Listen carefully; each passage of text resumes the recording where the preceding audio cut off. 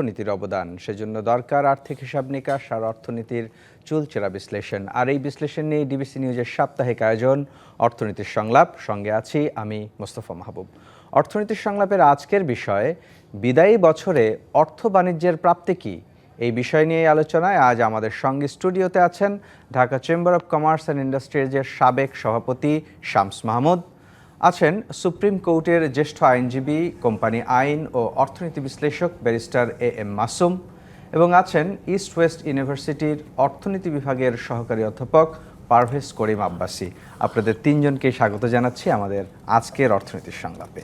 দর্শক, যেমনটা আগেই বলেছি, আজকের অর্থনীতির সংলাপের বিষয় বিদায়ী বছরে অর্থ বাণিজ্যের প্রাপ্তি কী, এ বিষয় নিয়ে আলোচনা শুরু করতে চাই শামস মাহমুদ আপনাকে দিয়ে। ব্যবসা বাণিজ্যের স্টেক হোল্ডার আপনি, তো সেই ক্ষেত্রে 2025 সাল তো অনেক আকাঙ্ক্ষা ছিল বাণিজ্য ঘুরে দাঁড়াবে, বিশেষ করে মার্কিন শুল্কের যে সুবিধা সেটাই বা আমরা কতটুকু পেলাম। সব মিলিয়ে 2025 সাল ব্যবসা বাণিজ্যের জন্য প্রাপ্তি কী? ধন্যবাদ আপনাকে। দেখেন, এইটা নিয়ে যদি কথা বলতে হয়, প্রথমে যেটা বলতে লাগবে, আমাদের বুঝতে লাগবে যে গত বছর কি অবস্থায় ছিলাম। তো এই বছরের একটা বড় যে অর্জন আমি বলবো, ওটা হলো যে ফাইন্যান্সিয়াল সেক্টরে একটা স্টেবিলিটি আমরা লক্ষ্য করছি। কতটুকুন স্টেবল ওখানে কোয়েশ্চেন মার্ক আছে, কারণ এখনও যেমন আমাদের বরোয়িং রেট, যেটা ইন্টারেস্ট রেট ইজ হাই, যেটার জন্য ইনভেস্টমেন্ট স্থবির হয়ে আছে। একই সাথে রিইনভেস্টমেন্ট, আমার এক্সিস্টিং ব্যবসায় আমি টাকা ঢুকিয়ে যদি এক্সপ্যানশন করি, যেটা এমপ্লয়মেন্ট জেনারেশন করবে, ওখানেও আমরা দেখছি যে ওটাও স্থবির হয়ে আছে। সো নিউ এমপ্লয়মেন্ট জেনারেশন হচ্ছে না, এক্সিস্টিং বিজনেস এক্সপ্যানশন মোডে নাই, যেটা বিগত দিনে আমরা গ্রোথ রেট যদি দেখি ছিল। নতুন ইনভেস্টমেন্টের ক্ষেত্রে খালি আমরা যেটা লক্ষ্য করেছি এবছর, যে MOU হয়েছে অনেক, কিন্তু বাস্তবতা কি এটা এখনও জানি না। তো এই জিনিসগুলো যদি আপনি সব কিছু বিবেচনা করি, যে দ্য ফাইন্যান্সিয়াল সেক্টরে যে ভয়টা ছিল যে একটা মেলডাউনের মতন হবে, ওটা হয়নি। ওটা আমাদের গভর্নর মহোদয় কিছু পদক্ষেপ নিয়েছে, যেটার কারণে স্টেবিলিটিটা আমরা লক্ষ্য করেছি। আর অর্জন যদি বলেন, অর্জনে এখানে আমাদের অনেক আশা ছিল যে বর্তমান যারা কেয়ারটেকার সরকার যারা আছে, এখানে অনেক রিফর্ম হবে। কারণ শুরুতে যেগুলো বলা হয়েছিল, মানে আমরাও যেগুলো বলেছিলাম যে এইসব রিফর্ম ম্যান্ডেটারি, এগুলো করতে লাগবে, কারণ এটা একটা অপরচুনিটি ছিল আমাদের জন্য। আনফর্চুনেটলি এটা কোনো রিফ্লেকশন কোনো আমরা দেখিনি। যেটা আমরা লক্ষ্য করেছি এই বছরের শুরুতে, আমাদের গত বছরের যে ফাইন্যান্সিয়াল টার্মোয়েল যেটা গেছে আমাদের উপর দিয়ে, আমাদের ক্যাশ ফ্লো সব কিছুতে যেটা হয়েছে, ঋণ প্রবাহ, এভরিথিং, ওটার স্পিল ওভার এফেক্ট এই বছর আমরা টেনেছি।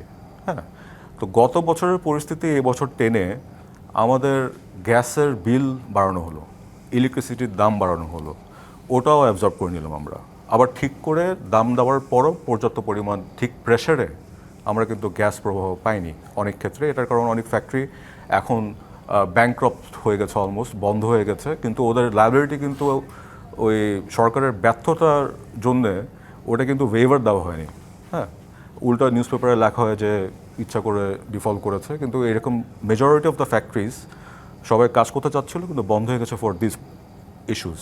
একই সাথে এই বছর একটা বড় ধাক্কা খেয়েছে আমরা একটা জায়গায়, ওটা হলো যে যখন NBR-কে পৃথক করা হলো। এই প্রসঙ্গটাতে আপনার কাছে আরেকটু বিস্তারিত জানতে চাই, একটু পরে আসতে চাই এই প্রসঙ্গটিতে। আমাদের সঙ্গে ব্যারিস্টার মাসুম আছেন, আপনার কাছে একটু জানতে চাই যে মানে যে কথাটি শামস মাহমুদ বলছিলেন, যে বিশেষ করে আর্থিক খাতে, বিশেষ করে ব্যাংক খাতে সংস্কারের অনেকগুলো প্রত্যাশা ছিল, সেটি তো আসলে খুব বেশি দৃশ্যমান কোনো পরিবর্তন আমরা দেখছি না।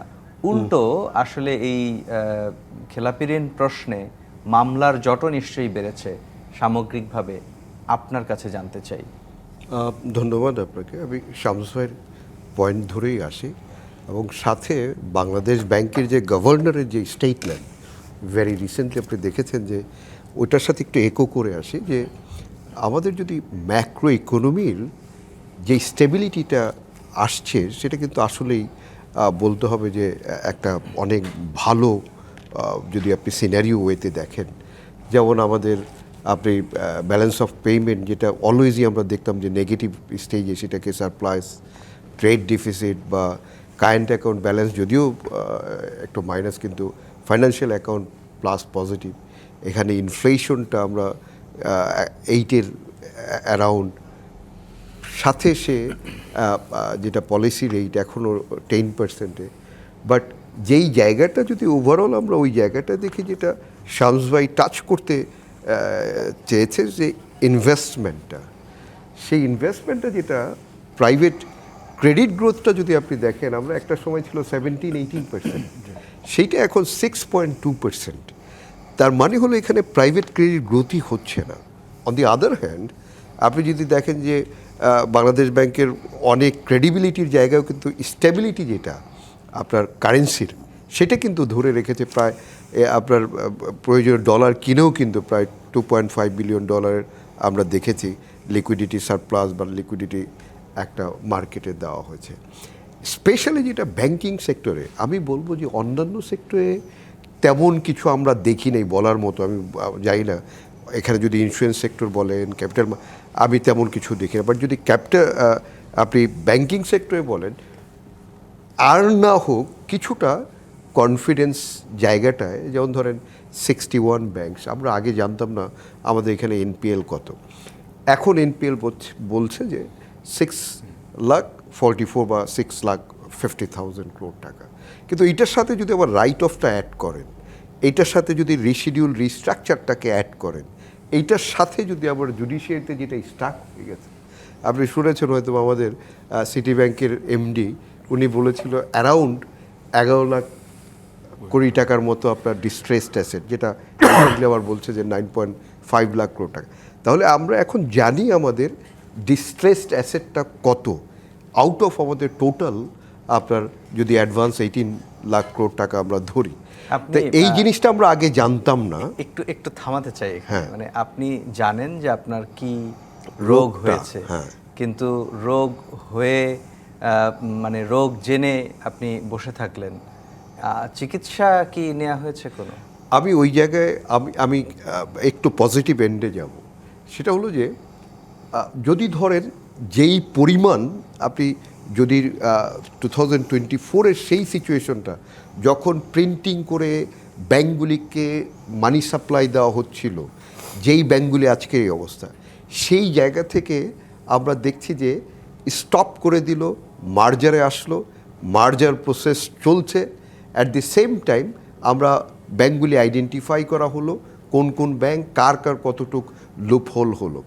এখন যেটায় দু একটা জায়গায়, যেমন ধরেন যে যতটা ওই যে একেবারেই মানে কিনারায় চলে গিয়েছিল, সেখান থেকে আস্তে আস্তে তো একটা সময় লাগবে।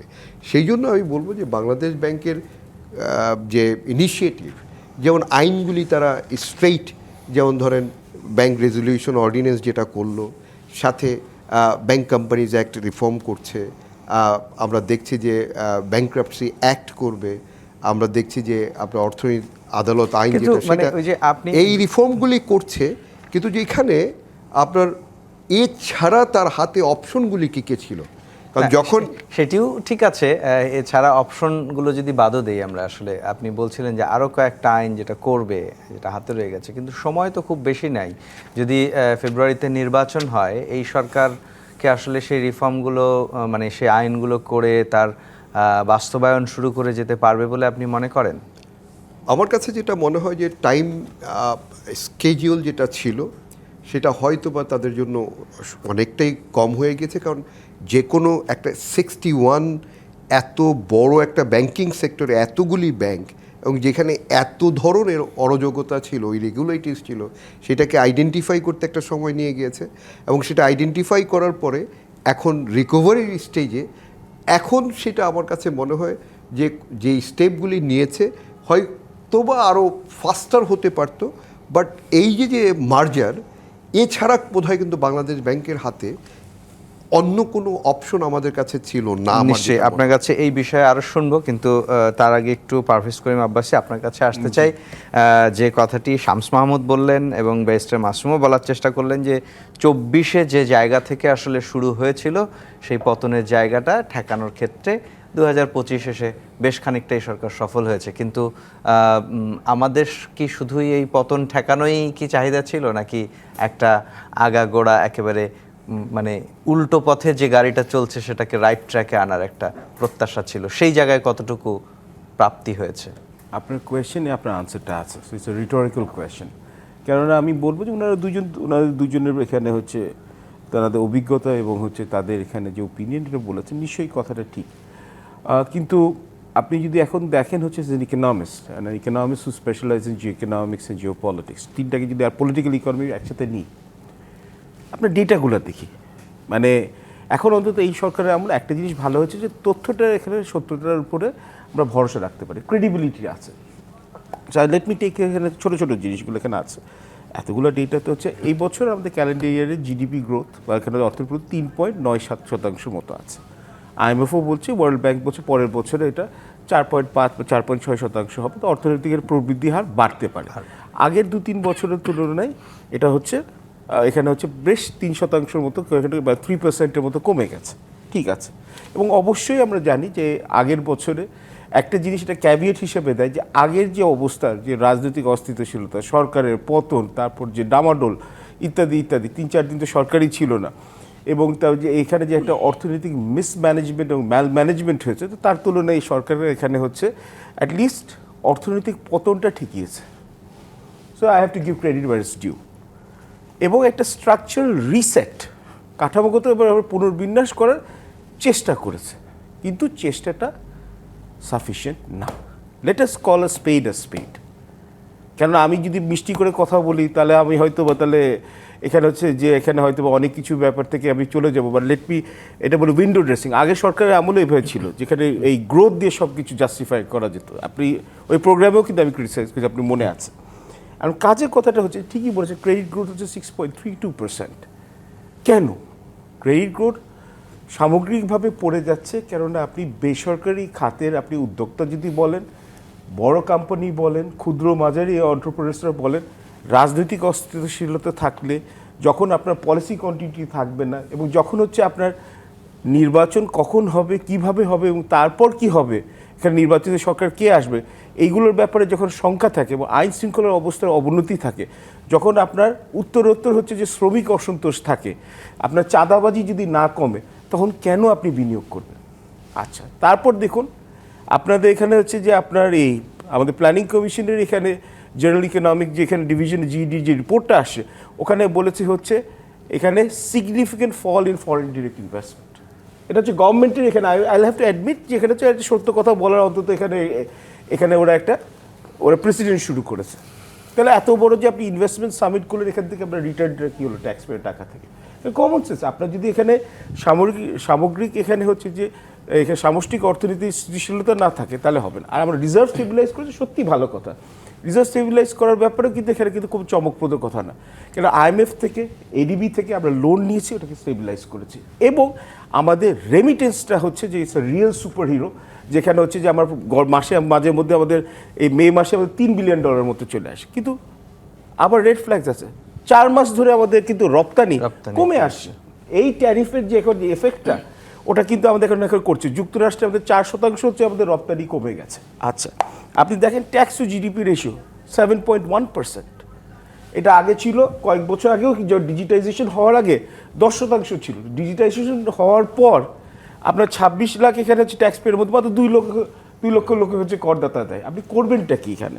এবং আপনার 3.3 কোটি লোক হচ্ছে দারিদ্র সীমানার নিচে, আপনার 6.2 কোটি লোক হচ্ছে দারিদ্র সীমানার এখানে হচ্ছে ভালনারেবিলিটি আছে, তার মানে ওরা যে কোনো সময় ওরা ঝুঁকিগ্রস্ত যে দারিদ্র সীমানার নিচে পড়তে পারে। আপনার যদি আপনি এখন এইগুলো যদি এখানে পুঁথিগত তথ্য ছেড়ে দিলাম, আপনার debt servicing, domestic debt servicing আর ফরেন ডেট সার্ভিসিং দুটো ধরলে হচ্ছে আপনার $24 বিলিয়ন। $24 বিলিয়ন এখানে যদি আপনি এখানে নেন, যেটা হচ্ছে যে আপনার রীতিমতো হচ্ছে আপনার বাজেটের আধা টাকা আপনার হচ্ছে দেশি এবং বিদেশি ঋণ পে করতে চলে যায়। তো আপনি এখানে স্বাস্থ্য খাত বা আপনি হচ্ছে অবকাঠামোতে বা হচ্ছে শিক্ষা খাতে আপনি এখানে খরচ করবেন কি করে? ফরেন ডেট সার্ভিসিং $4 বিলিয়ন উপরে এখন বেড়ে গিয়ে এখন $5 বিলিয়ন হবে। এবং আমাদের কিন্তু এখন বড় এখানে ইনফ্রাস্ট্রাকচারগুলো যে মেগা প্রজেক্টগুলো, ওগুলো কিন্তু ম্যাচুরিটি হচ্ছে। তারপর হচ্ছে লাস্ট জিনিসটা বলে আমি এখানে ছেড়ে দিচ্ছি। আপনি যদি এখন দেখেন এখানে সামনে আমরা LDC গ্র্যাজুয়েশন, বিজনেস কমিউনিটি প্রবল আপত্তি থাকা সত্ত্বেও এবং আমারও আপত্তি আছে, কারণ আগের তথ্যগুলো যদি ফলসিফাইড হয় তাহলে হচ্ছে যে অবভিয়াসলি আমরা এখানে হচ্ছে যে আমরা উই আর রাশিং ইন, মানে এনজিওস মানে ফুলস রাশিং মানে এনজিওস ফেয়ার টু ট্রিট। তো এখন আমার ওই জায়গায় ওয়ার্ল্ড ট্রেড অর্গানাইজেশনের কনজারভেটিভ এস্টিমেটে হচ্ছে যে আমাদের $5.6 বিলিয়ন মতো লস হতে পারে যদি আমাদের ট্যারিফ কনসেশন না হয়। আমাদের ফ্রি ট্রেড এগ্রিমেন্ট কোথাও হয় না, জাপানের সাথে আমরা চেষ্টা করছি একটা প্রেফারেন্সিয়াল ট্রেড এগ্রিমেন্টের জন্য। আরসেপ রিজিওনাল কম্প্রিহেনসিভ ইকোনমিক পার্টনারশিপে এখনও ঢোকার প্রস্তুতি হয়নি। আসিয়ানে আমরা যেতে চাই, সব জায়গায় আমরা ইচ্ছুক আছি, আমাদের প্রিপারেশন নাই। নিশ্চয়ই আপনার কাছে আরও শুনবো, তার আগে একটু শামস মাহমুদ আপনার কাছে ছোট করে আসতে চাই, যেখানে আপনাকে থামিয়েছি। জাতীয় রাজস্ব বোর্ড এই সংস্থাটি নিয়ে ব্যবসায়ীদের আসলে অভিযোগের কোনো মানে শেষ নেই আর কি। তো সেটাও আমরা দেখলাম যে ঘোষণা দেয়া হলো এটি আলাদা হবে, কিন্তু সেটি বাস্তবায়ন করা গেল না। মানে এই সংস্কার প্রশ্নে তো আসলে রাজস্ব বোর্ড নিজেই সংস্কার করতে পারলো না নিজে, সেখানে ব্যবসায়ীদেরকে আসলে কি সহযোগী? না, এখানে একটা জিনিস মানে উই হ্যাভ টু অ্যাড্রেস, ওটা হলো যে আমরা রিফর্ম নিয়ে কথা বলছি। রিফর্ম ইজ পরে আসবে, ওটার আগে কি আসে? গভর্নেন্স। তো গভর্নেন্স যদি না ঠিক হয়, আপনি যতই রিফর্ম করেন ইট উইল নট ওয়ার্ক। আমার তো মানে I have to be aligned with মানে ইয়েতে, মানে দ্য ওয়ে আই অপারেট। তো এখানে যেটা হলো যে যেমন এনবিআর যেটা আপনি বললেন, এখানে ধরেন দেওয়ার ইস্যুস, অ্যান্ড তারপর যেটা হলো যে 7 দিন ধরে আমাদের সব অপারেশনস বন্ধ। নিশ্চয়ই। এবং আমি আরও একটু জানতে চাই আপনার কাছে যে এই যে 7 দিন ধরে অপারেশনস বন্ধ হলো, একটা নতুন অন্তর্বর্তী সরকারের মধ্য দিয়ে আপনারা আছেন, বিগত সময়ের তুলনায় আসলে হয়রানি বা কতটুকু কমেছে, এই প্রশ্নগুলোর উত্তর একটু জানতে চাই, কিন্তু তার আগে একটা বিরতি নিতে হবে। শামস মাহমুদ, বিরতিতে যাওয়ার আগে আপনার কাছে জানতে চাইছিলাম, জাতীয় রাজস্ব বোর্ডের যে হয়রানির কথা আমরা অতীতে শুনেছি, এই গেল বছরে আসলে বা এই চলতি যে বছর 2025 সালেও কি আপনারা এই একই রকম অভিজ্ঞতা দিয়ে গেলেন? Is the same. এখানে কিছু রিফর্ম হয়েছে, যেমন এইচএস কোডের বেলায় গিয়ে, কিন্তু ওইটা সার্কুলার পর্যন্তই। কিন্তু যেগুলো আশা করেছিলাম আমরা যে রিফর্ম হবে, ধর আমরা মাল খালাস করতে ইজিয়ার, মানে অনেক তাড়াতাড়ি বের করতে পারবো, ওটা এখন হয়নি। এখনও যেমন যেটা হয়েছে যে কেমিক্যাল যদি আমি ইম্পোর্ট করি, কথার কথা, কেমিক্যাল টেস্টিং ল্যাব আবার ঢাকায়, হ্যাঁ, সো ওখানে 20 দিন ধরে 30 দিন ধরে পড়ে থাকবে মাল, তারপরে আমার ড্যামেজ দিতে লাগবে। তো এগুলো সব কিছু, এগুলো কিন্তু এখনো এই ইজ অফ ডুইং বিজনেস যতই করছে আমরা, এগুলো কিন্তু হচ্ছে না লজিস্টিক। কিন্তু এই সরকার তো বলছিল যে আসলে বন্দরের এই জটিলতা কমানোর জন্য তারা বন্দরের জটিলতা যদি কমায় ওনারা, তাহলে তো এমন কোনো ডিসিশন হঠাৎ মানে বিদেশি ব্যবস্থাপনার কোনো সুযোগ বা সুবিধা আপনারা পেলেন কিনা? না, এখনো তো হয়নি, ওটা তো জাস্ট সাইন করলো। হ্যাঁ, অ্যান্ড থিং ইজ লাইক, যদি ফরেনারদেরকে যে অপারেট করার জন্য একটা জিনিস আমি বলবো, এখানে সাকাওয়াত সাহেব যে জিনিসটা দেখিয়েছে, the decision that was taken, the process নিয়ে there might be a question mark. হ্যাঁ, কিন্তু এইটা একটা পলিটিক্যাল গভর্নমেন্টের পক্ষে কিন্তু করা পসিবল না, কারণ এখানে অনেক economy, lot of political economy is linked with the port operations. So এইখানে যেটা আশা করা যায় ওটা হলো যে উই ক্যান এক্সপেক্ট যে more efficient operations down the line. কিন্তু যেই প্রসেসে জিনিসটা করা হয়েছে, এটারও ট্রান্সপারেন্সি, এটা যদি সরকার নন ডিসক্লোজার এগ্রিমেন্টগুলো যদি অ্যাকচুয়ালি না থাকতো, একটা ওপেন টেন্ডার হয়ে যদি হতো, তাহলে কিন্তু আমাদের যে দ্বিধাগুলো, মনে যে খুঁতগুলো আছে, এগুলো থাকতো না। But what they have done, একটা ভালো জিনিস করেছে। কিন্তু at the end of the day, যত কিছুই করুক, সরকারের যত রিফর্ম, যত পদক্ষেপ নিয়েছে, আমরা গত বছরের যে হোঁচটটা খেয়েছিলাম, ওখান থেকে যে আমি সোজা হয়ে দাঁড়াবো, ওই ব্রিদিং স্পেস কিন্তু আমি আজকে পর্যন্ত পাইনি। এবং আমাদের ব্যবসা কিন্তু, যেমন ট্রাম্পের ট্যারিফ ফর এক্সাম্পল, যখন ট্রাম্পের ট্যারিফ হলো, যাদের ব্যবসার সাথে কোনো সম্পর্কই নেই, গার্মেন্টসের জিও বোঝে না, ওনারা স্টেটমেন্ট দিয়ে বেরোলো যে this is very good for Bangladesh, আমাদের ব্যবসা খুব বাড়বে, লুক এট দ্য নাম্বারস। তখন আমরা বলেছিলাম যে ফর দিস রিজন, কারণ গ্লোবালি সব দেশেরই একই জিনিস হবে, ট্যারিফের জন্য এক্সপোর্টটা কমবে। তখন আমাদের যে নন ট্রেডিশনাল মার্কেট যেগুলো ছিল, যেখানে আমরা ভ্যালু অ্যাডিশনগুলো করতাম, অ্যান্ড স্পেশালি ইউতে, ওখানে আমাদেরকে এফেক্ট করবে। হ্যাঁ, অ্যান্ড আজকে আপনি ডাটা দেখেন, নিশ্চয়ই ওইটা কিন্তু সেই সংকটের মধ্যে দিয়েই এখন যাচ্ছে। নিশ্চয়ই আপনার কাছে আরও শুনবো, তার আগে একটু ব্যারিস্টার মাসুম আপনার কাছে আসতে চাই।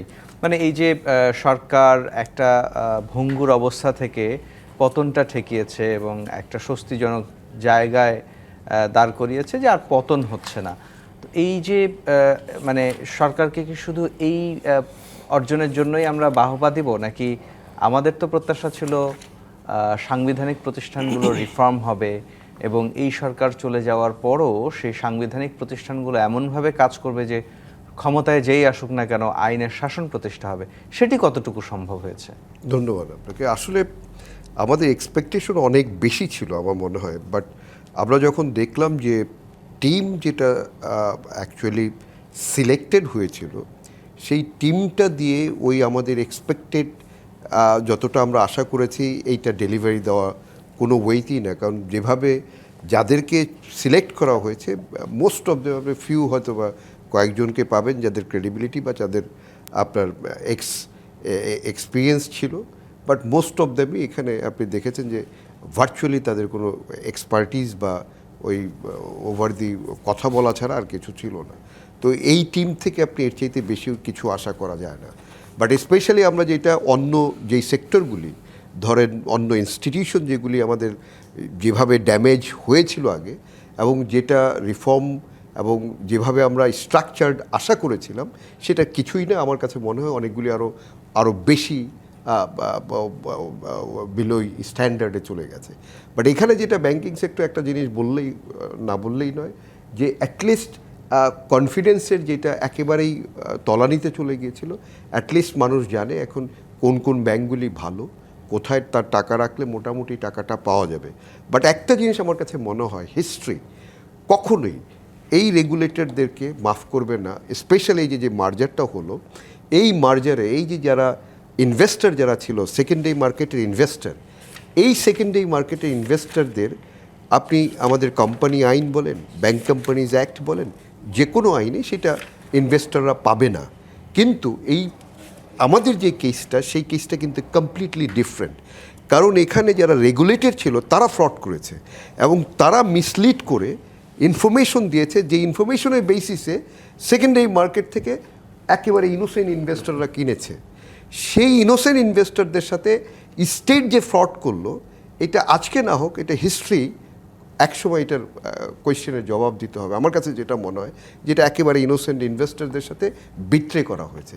সেইটা আরেকটা যেটা মনে হয় যে আপনার তো আমাদের যদি টোটাল ইকোনমিটাকে আপনি ধরেন, ক্যাপিটাল মার্কেট, ইন্স্যুরেন্স বা এনবিআরও যদি যে রিফর্মের কথাগুলি বলা হয়েছে এবং ব্যাংকিং সেক্টরে যেভাবে আমরা ধরেন মানে ওই যে পিসমিল বেসিস ছাড়া একটা পুরো ইকোসিস্টেম ডেভেলপ করা, সেইটা বোধহয় কোনোভাবেই কখনোই চিন্তা হয়নি। একেবারে আপনি যদি ক্যাপিটাল মার্কেটে দেখেন, আজকে একটা কোম্পানি এই এত মাসে একটা ভালো কোম্পানি, যেটা আমার কাছে মনে হয়েছিল যে যেটা তাদের খুব বেশি দরকার ছিল, যে যেভাবেই হোক এই ইন্ট্রিম গভর্নমেন্টের 4-5টা বা 3-4টা আমরা ভালো মাল্টিন্যাশনাল কোম্পানি পাবো অ্যাটলিস্ট লিস্টেড, সেই জায়গাটা আমরা অনেক বেশি এক্সপেক্ট করেছিলাম, বাট সেই জায়গাটা আমি দেখলাম না, পূরণ হয়নি। তারপরে ধরেন কেসের ব্যাপারগুলি যদি দেখেন, এই যে জুডিশিয়ারিতে যে পরিমাণ আপনার এই আমাদের নন পারফর্মিং লোন রিলেটেড যে কেসেস স্টাক, সেইটা আপনার যদি কুইক ডিসপোজাল না হয়, তাহলে তো আপনার এই যে 11 লাখ করোড় টাকার কথা আমরা বলছি যে ডিস্ট্রেসড অ্যাসেট, এটা তো যত দিন যাবে সমাধান কোনো কখনোই সমাধানই আসবে হবে না। নিশ্চয়ই আপনার কাছে আরো শুনবো। পারভেজ করিম আব্বাসী, আপনার কাছে ওই একই প্রশ্ন জানতে চাই। যে প্রক্রিয়ার মধ্য দিয়ে আসলে গেল 15 মাস পার হলো, ফেব্রুয়ারিতে একটি নতুন নির্বাচনের মাধ্যমে যদি নতুন সরকার আসে, সেক্ষেত্রে এই সরকারের অর্জনগুলো বা সংস্কারের প্রশ্নেই যদি বলি, প্রতিষ্ঠানের যে প্রধান যারা আছেন তারা যখন পরিবর্তন হবে, আপনার কাছে কি মনে হয়, উদাহরণ হিসেবে বাংলাদেশ ব্যাংকের কথাই বলতে পারি, কিংবা অর্থ মন্ত্রণালয়ের কথাই যদি বলি, কিংবা বাণিজ্য মন্ত্রণালয়, এই যে উপদেষ্টা মহোদয়রা এবং গভর্নর, তারা যখন পরিবর্তন হবেন স্বাভাবিক নিয়মেই, তখন আসলে এই যে স্পিরিট নিয়ে তারা কাজ করলেন বা যে স্বপ্ন জাতিকে দেখালেন, সেই স্বপ্ন ক্যারি অন করার মতো কি সংস্কার এই সব প্রতিষ্ঠানে হয়েছে? প্রথমত আপনার প্রশ্ন এখানে, আর বাকি যে আমার দুই বক্তা যে ডিসকাসেন্ট আছেন, স্পিকার্স আছেন, তাদের কথাতে কিছু ড্র করে বলছি। এক, আমার আগে যে বক্তা উনি বেশ বলার চেষ্টা করেছেন, আমি এটা খোলামেলাভাবে বলি। আর এই যে বর্তমান যে সরকারটা আছে, অন্তর্বর্তীকালীন সরকার, এটা তো আমাদের দেশের একটা বিশাল বড় একটা ডিজাস্টার বড় একটা এখানে হচ্ছে যে বিপর্যয়ের হাত থেকে বাঁচানোর জন্য এখানে হচ্ছে ডক্টর ইউনূসকে সর্বসম্মতিক্রমে ওনাকে নিয়ে আসা হচ্ছে। We agri on this. কিন্তু সমস্যা হচ্ছে উনি যেখানে আসেন, যাদের সাথে উনি কমফোর্টেবল বোধ করেন বা স্বাচ্ছন্দ্য বোধ করেন, এটা আমার মনে হয় যে 1.5 বছর আগে আমি বোধহয় তৃতীয় মাত্রায় একটা প্রোগ্রামে এখানে ক্যাবিনেট ফরমেশনের পরেই বলেছিলাম। তো এই জন্যই মনে আছে যে তখন এখানে বেশিরভাগই হচ্ছে যে এনজিও থেকে বা সিভিল সোসাইটি থেকে। বিসমিল্লাতে কিন্তু এটা হচ্ছে যে একটা রাপচারের একটা সাইন। কারণ আপনি যখন একটা অর্থনৈতিক, রাজনৈতিক এবং হচ্ছে সামগ্রিক এখানে হচ্ছে একটা অবস্থা, যখন এখানে হচ্ছে একটা ধস ঠেকানোর জন্য চান, it is imperative that you bring the business sector into confidence. সব ব্যবসায়ী তো চোর, ডাকাত, বাটপার না, উনিও মানে একেবারে ওনাদের রিপ্রেজেন্টেটিভ না বা এখানে না। সো যারা চুরি ডাকাতি করেছে বেশিরভাগই পালিয়ে গেছে, আইদার দুবাইয়ে আছে, সিঙ্গাপুরে আছে, এবং ওদের টাকাগুলো ট্যাক্স হেভেনে লকড হয়ে আছে, এখানে আনাও যাবে না। তো প্রথমত এখানে হচ্ছে যে এই যে রাপচারটা হয়েছে, যে ব্যবসায়ী সম্প্রদায়ের সাথে বড়, মাঝারি, ছোট এবং তার সাথে অন্তর্বর্তীকালীন সরকারের সাথে, এবং তারপর যে শ্রমিক অসন্তোষ শুরু হলো, তারপর যে চাঁদাবাজি শুরু হলো, নানান দলের নানান মানে হচ্ছে শুরু থেকেই একটা শুরু থেকে, হ্যাঁ, অব্যবস্থাপনা। ওখান থেকে যে আপনি যখন ল অ্যান্ড অর্ডারটা সেট করতে পারছেন না, তখনই কিন্তু সরকারের সদিচ্ছা থাকা সত্ত্বেও, আমি বলছি সদিচ্ছা থাকা সত্ত্বেও, সরকারের প্রশাসনিক মানে প্রাতিষ্ঠানিক যে দুর্বলতা আছে বা এখানে হচ্ছে যে মুন্সিয়ানের অভাব আছে, এটা কিন্তু সবার কাছে বিদ্যমান। মানে অর্থনীতিকে সচল রাখার জন্য যে বাণিজ্যকে গুরুত্ব দিতে হবে, এটা অনেক বিলেটেড, এই জায়গাটাতে আসলে মনে হয় আমার মনে হচ্ছে যে রিয়েলাইজেশন আছে। হ্যাঁ, ওয়ার্ল্ড ব্যাংক, IMF, ADBর সাথে ক্রেডিবিলিটিটা তাদের আছে, তার জন্য লোনস নিয়ে আসতে পারছে, স্টেবিলাইজ করতে পেরেছে। তবু আপনি আপনাকে এখানে করি সেকেন্ড উদাহরণটা দিই। কত টাকা হচ্ছে শেয়ার হোল্ডাররা যেখানে 5টা ব্যাংকে এখানে হারিয়েছে, 4,500 কোটি টাকা। এবং যেখানে হচ্ছে যে ওয়েন আপনার এখানে স্টেটের রেগুলেটরি অর্গানাইজেশনসরা মিসলিডিং ইনফরমেশন দিয়েছে, এই 4,500 কোটি টাকা যদি এইভাবে ওরা হারিয়ে ফেললো, তাহলে আপনি কি জীবনেও ভাবেন যে আপনার পুঁজিবাজার আবার সচল হবে?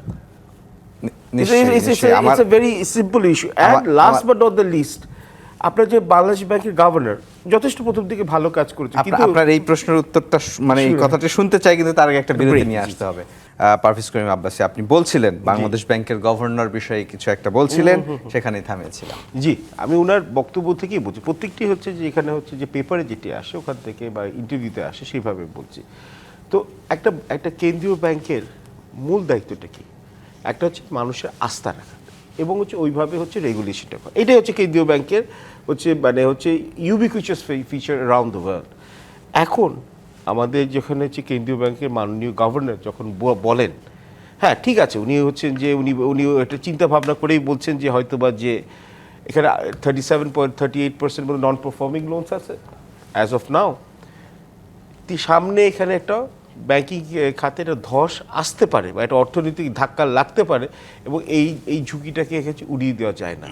এটা যদি সত্য হয়ে থাকে, ধরুন এটা কি করছে, এটা হচ্ছে ডিপোজিটরদের মধ্যে, আমানতকারীর মধ্যে শঙ্কা সৃষ্টি করছে, বিনিয়োগকারীদের মধ্যে শঙ্কা সৃষ্টি করছে, এবং অলরেডি আমাদের ব্রেকের মাঝখানে এখানে বাজারকে আরো অস্থির করে দিচ্ছে। এবং আমি যদি একেবারে ছোট্ট করে একটু জানতে চাই আপনার কাছে যে এই 2025 সালে তাহলে প্রাপ্তি কি? 2025 সালের প্রাপ্তি হচ্ছে যে 2024 সালে যেটা আমরা ভয় পাচ্ছিলাম যে অর্থনৈতিক ধসটা নামবে, ওটা কোনো মতে ঠেকানো গেছে, কিন্তু আরও হয়তো বা বলিষ্ঠভাবে অর্থনৈতিক কিছু দিক নির্দেশনা পেলে আমার মনে হয় দেশ উপকৃত হতো। আপনাকে অসংখ্য ধন্যবাদ। ব্যারিস্টার মাসুম, আপনার কাছে ওই একই প্রশ্নই করতে চাই। অনেক শঙ্কা, আশঙ্কা, প্রাপ্তি, চাওয়া পাওয়ার মধ্যেও আসলে একেবারে ছোট করে যদি বলি যে কোন বিষয়টাকে বলবেন যে এটি ভালো প্রাপ্তি ছিল বা এটি না, ধরেন আমাদের প্রায় যদি ফাইন্যান্সিয়াল ইনস্টিটিউশনের কথা বলি, 35-এর মধ্যে 9টা বোধহয় এখন আপনি জানেন যে শাটডাউনের দিকে যাচ্ছে, 5টা মার্জার হচ্ছে, বাকিগুলি অনেকগুলি আমরা জানি যে তাদের আপনার capital shortfall plus provision shortfall, এবং অনেক ব্যাংকেরই আমরা জানি যে 50%-এর উপরে নন প্রফিট।